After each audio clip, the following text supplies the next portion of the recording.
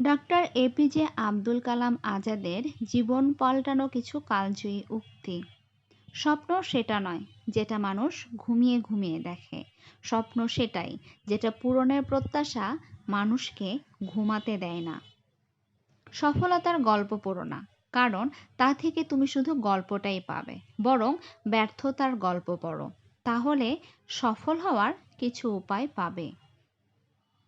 তিনজনই পারেন একটি দেশ বা জাতিকে বদলাতে, তারা হলেন বাবা, মা আর শিক্ষক।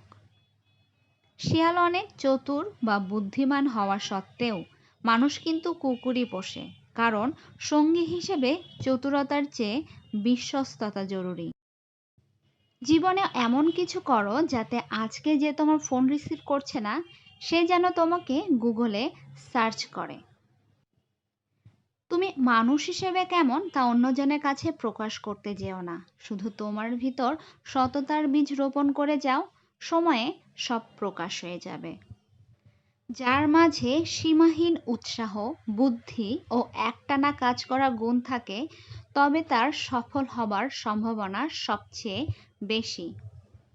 একা চলার অভ্যাস করুন, জীবনে পরিবর্তন আসবে, এতে আপনি স্বাবলম্বী হবেন, সুখ আসবে, সমস্যা কম হবে এবং সুস্থভাবে জীবনযাপন করতে পারবেন।